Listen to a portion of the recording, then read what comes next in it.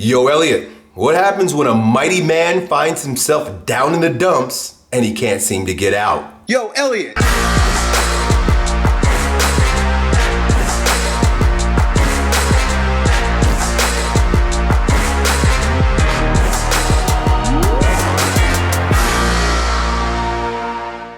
So I've got a great question from one of our friends here in my Instagram inbox that I'm going to go ahead and read for you and then offer some insights. Our friend goes on to say, yo, Elliot, every smart man sometimes goes through a sad, rough state that is necessary for his evolution. But when we're there, we think that we will stay there forever. And sometimes it takes longer to get out because we think there's no solution. I am living in this state right now. How do I remind myself that this is not the end and that it is necessary for my personal evolution? Thank you. And the first thing I would offer, my friend, is that you got to recognize that it is logical that you're going to move through this state, because if you look around you, nature will show you that there are seasons. There are constantly seasons. It is very logical for spring to follow winter. Right now, if you find yourself in a winter state, it is very sequential for you to move into the springtime, then the summertime, then guess what? The fall of man. You're going to fall again. It's normal, it's natural. The world is our reflection. It happens everywhere with everything in every cell in our body. The entire cosmos is based on cycles. So your life will be also too. The problem is that human beings have been conditioned to believe that things should be static. Safety and security is a lie that we've been fed. And safety and security is found in keeping things the same way. You will never be the same if you allow yourself to evolve with nature. If you're the same as you are at 50 as you were at 25, you just wasted 25 years of your life. If you're the same in the springtime as you are literally in the winter, I'm talking April and December, you've wasted an entire season. Life is about following the flow and being available to respond appropriately to the season you find yourself in.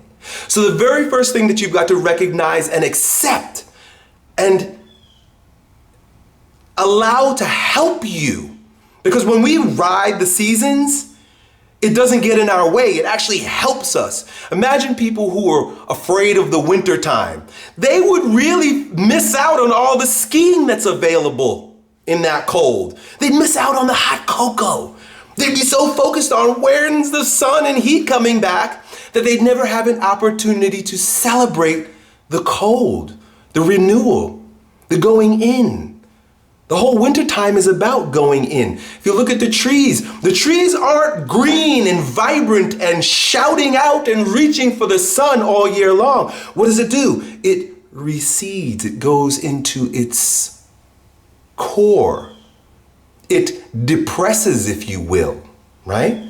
A tree that's not giving leaves has depressed energy. Now the tree ain't fucking mad about that. Trees ain't fussing because the leaves have left and my energy has receded and the sun is not bright any longer. The tree knows that this is an opportunity to renew my energies. Another way to look at it is the balance between yin and yang. And when you are in the yang state in your life and everything is hot, you will only burn up if you stay in that state. So if you consciously take a step backwards and allow yourself to cool down on a seasonal base or cyclical base, we can do it daily by meditating. When you sleep, you go into the cold, you go into the darkness. Do you fret about the fact that you got to sleep? Man, daytime is so much better because activity is going on. I'm out there, I got sunshine, I'm running, I'm exercising, I'm talking to people, I'm getting things done. Nighttime, what a drag, because I gotta sleep. When the tree goes in the wintertime, it's like you sleeping in the nighttime. Cyclical. I'm hoping to have you understand this. Wherever you find yourself, high or low, it's going to come around. So if you find yourself in a high state, be very generous with all the energy that you can produce and share.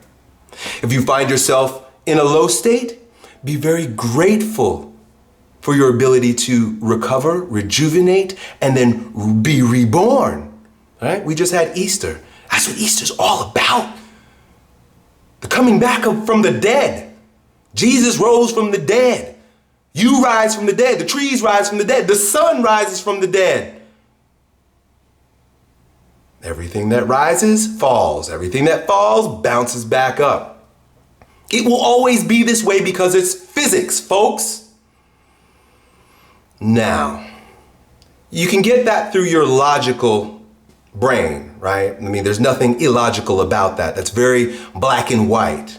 It's very clear in life in every regard that there is a balance. There is a yin and yang. There's a plus and minus. There's a male and female. There's a winter and summer. There's an up and down. There's a night and day. All of this. You're not separate from this. So never again can you logically allow yourself to fall into ruts that are about resistance against the patterns that are consistent with life. It must be this way. Otherwise you die. But what I would like to offer you, my friend, are some rituals that will allow you to take best advantage of these wintertime moments that you find yourself in. We'll all find ourselves in those places, and we can have the choice to either resist the winter, right? And that's like people who are cursing the cold. Or you can take full advantage of these winter moments. That's like the person who goes out snowboarding. Gets the most out of it. In order to get the most out of your winter seasons, your depressed seasons, your down seasons, whether they be seasons within the day, seasons within the month, seasons within the year, whenever you find yourself in a place that you would naturally want to resist, learn, number one, to accept it, love it. Don't just tolerate it. See it for what it is. When that ball slams on the ground and it's being squished down by the cement as its power is sunk into the ball, that ball has to appreciate the fact that, man, that all this squishing and all this crushing of me down on this concrete is only going to allow me to rise up. So love your depression, just like that ball loves the depression of itself into that concrete, because it knows that's the only way it can rise. Love your depression. Love your down times. Accept it, appreciate it, own it, which is super important. This would be a perfect time for you to go into your discipleship, go into your disciplines, meaning choose activities that you can do every day that don't require that you win, don't require that you gain something, don't require that you do it right. Do little rituals that rejuvenate you, that feel good, and you do them for doing's sake. I say doing, but really it's about being.